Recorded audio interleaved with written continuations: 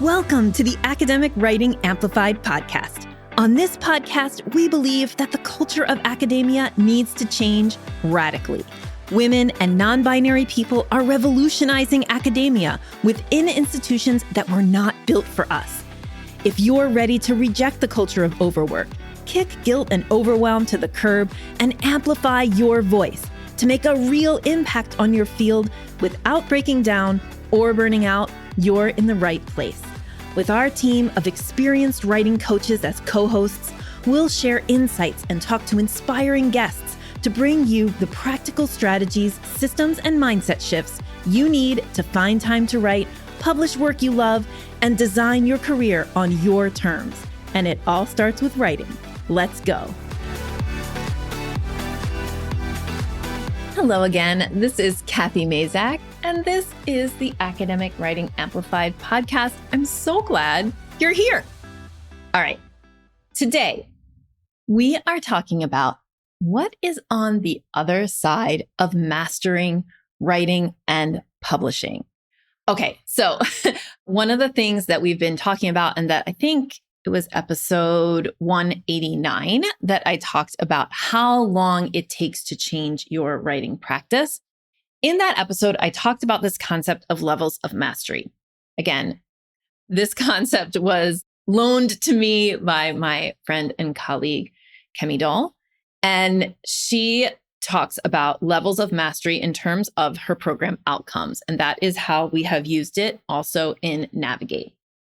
And we don't expect anybody to come into our programs fully mastering any aspect of writing and publishing. And one of the things that we are working on then is thinking about, well, how long does it take to go from, I'm unaware that I needed to do this thing to I'm aware I need to do it. I'm learning how to do it. I'm integrating it into my own practice. And then finally, I have mastered it. And we think, as I said in episode 189, that process takes a good 12 to 18 months of intentional action. But really, you are always working on mastering your writing and publishing process. And so here's what mastery looks like. Mastery looks like you understand your publication pipeline.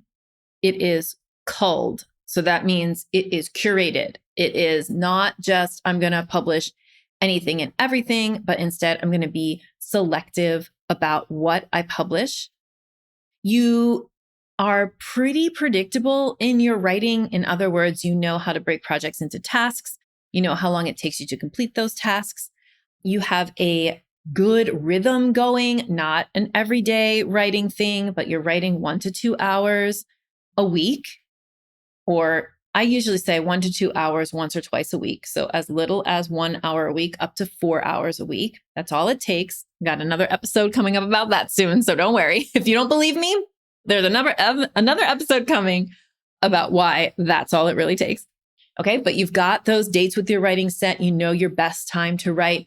You're able to hold boundaries around your writing time. Your writing practice is resilient. You have learned skills that you can put it down and pick it back up. And you have more than one trick up your sleeve as far as your writing practice goes.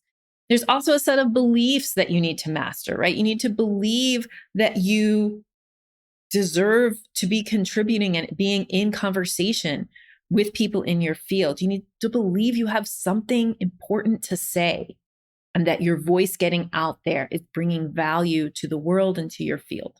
There's other things, but those are the main ones, right? That come to my head right now. So in today's episode, I wanted to kind of paint you a picture of what it looks like if you have mastered those things.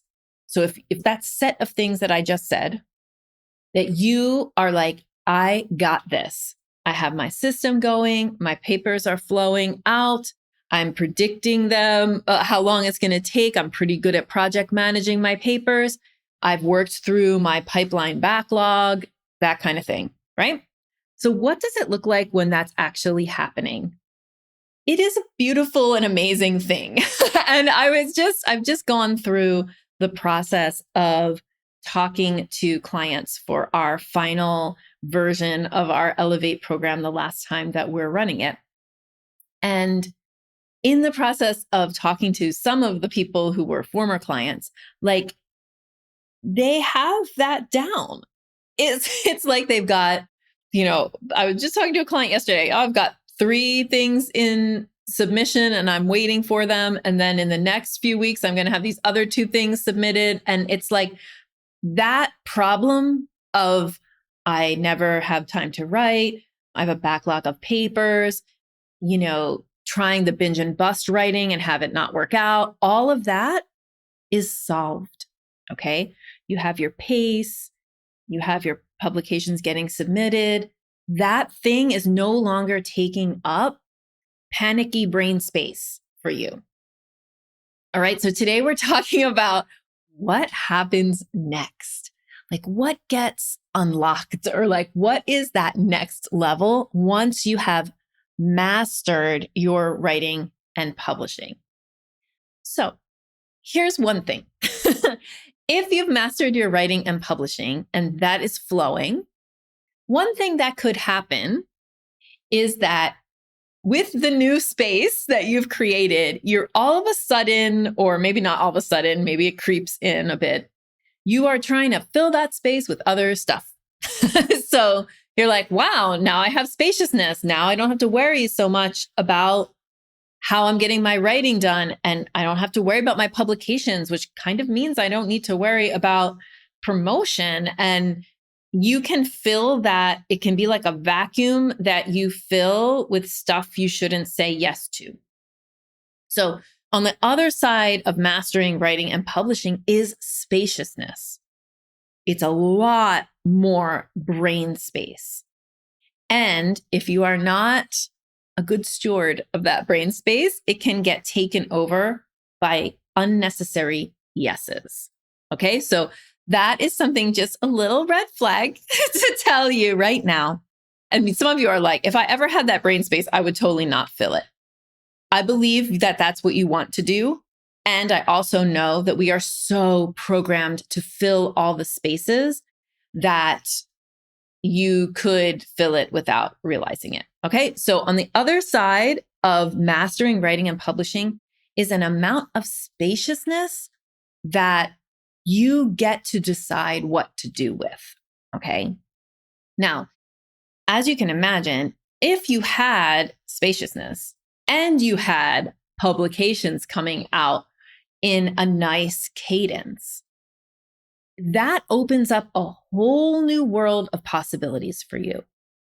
And then you can start thinking about what you're going to do next, how you want to create. Now that your creativity and your creation around your writing and publishing is flowing, now you get to think about, what do I want to create? How do I want to live out this career? And that's when you all start to get to think about legacy.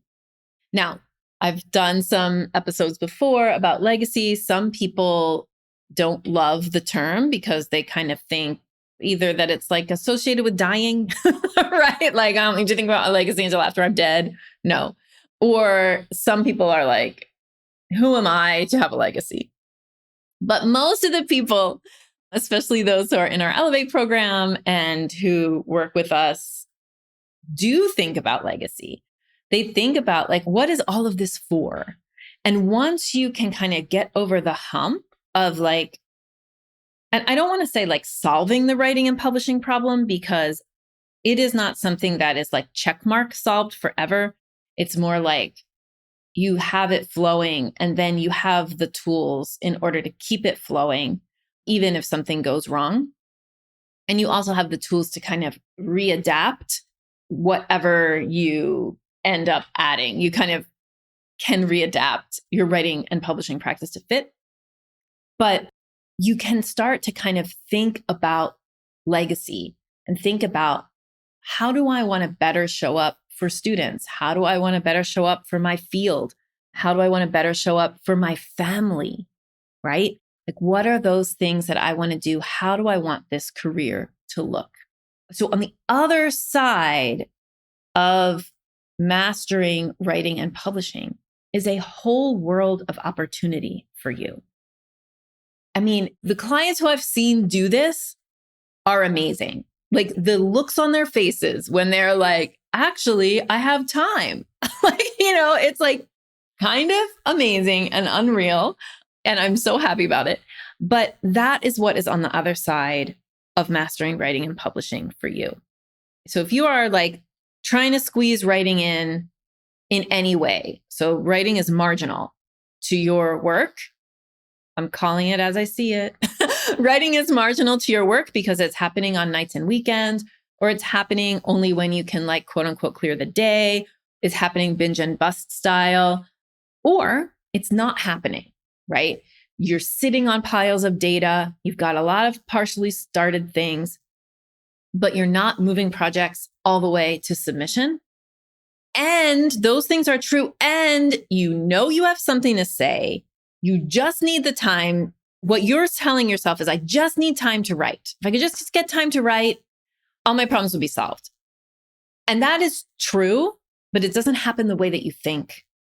It's not just time to write. If I wrote you a check for 8 hours of writing time, but you couldn't hold boundaries around it, it's not helpful, right? So creating that writing practice, reorganizing your career around your writing, your schedule around your writing, it's not as easy as like, I'll sign up for a writing retreat and then my pipeline will be clear. It doesn't happen that way. We just went on a writing retreat. We had 8 amazing academic women on our writing retreat in August here in Puerto Rico. And some of them brought something to work on and they were like, yeah, I submitted it and something else. like that was a couple of people were like that. Some people got out of their area, their context, and into the writing retreat context. They thought they were going to work on a certain article, and they had so much clarity and so much space to kind of think in a bigger way about their career that's how they used the writing retreat to do kind of almost like strategic planning, right? So just because you go on a writing retreat is not going to fix, and you have time to write, right? Like you spent money and you went away and here's your time to write. I'm giving you 4 or 5 days of writing. Still not going to solve the problem forever, because the writing and publication problem, it's not just about time. It's about boundaries. It's about energy. It's about focus in terms of like, what is the focus of your career?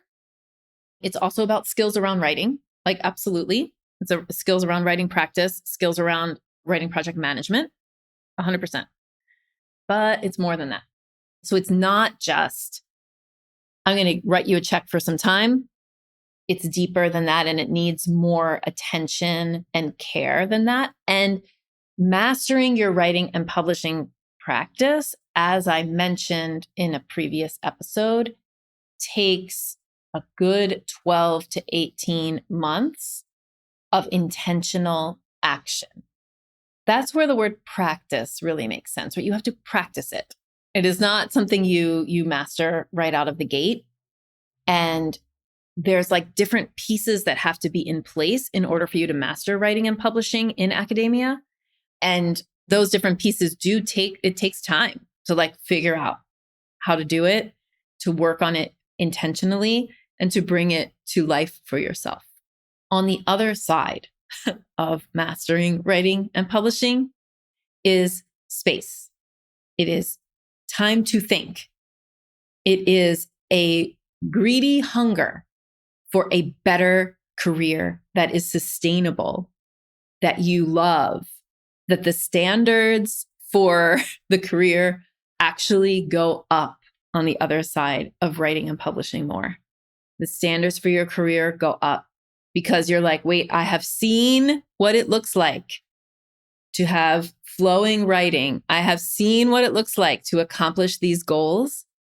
And I am not going back to the treadmill set too fast, to the I'm always tired, to the I always feel guilty because I'm late. There's not enough hours in the day. I'm always behind. All of that stuff. When you master writing and publishing, you get on the other side of that, and it is beautiful. And it is what you want. Please, it is. It is what you want. There's so much opportunity on the other side. Think about like just how much time you spend worrying about writing and publishing, not even how much time you spend doing it, how much time your brain is worried about you doing it, or how much guilt you feel when you remember projects that you want to be working on and you're not working on.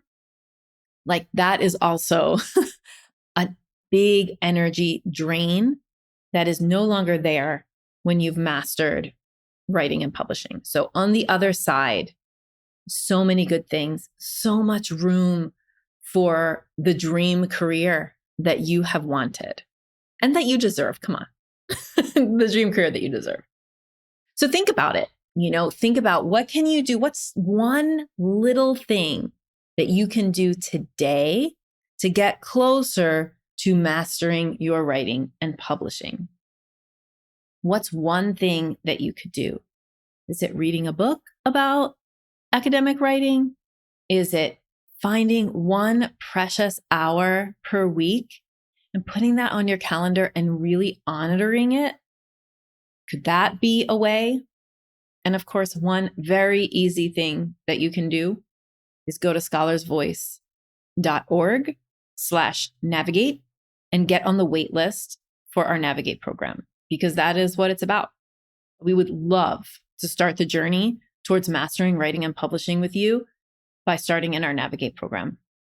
It is an amazing space. It is supportive. You will have the time to write. It's part of the program. And you will get on that journey to mastery. If Navigate isn't right for you, or if it's not the right time, listening to this podcast is also a way of starting to learn to master writing and publishing. What's on the other side is glorious, and I want to see you get there. So, fastest way to do it, sign up for our Navigate waitlist. Also, great ways are listening to this podcast. I'm so glad you're here. Please, if you found this podcast to be helpful, recommend it to a friend. That's the best thing that you can do for any podcaster. And I hope that you just have a wonderful, wonderful week. Spaciousness is on the other side of mastering writing and publishing. What will you do with that space? All right, have a great week. Bye. Thank you so much for spending your valuable time supporting yourself and your writing by listening to this episode. If you like what you heard today, the best way to say thank you is to hop on over to Apple iTunes and write an honest review. The more reviews, the more amazing academic women and non-binary people will find this podcast. So go write one now.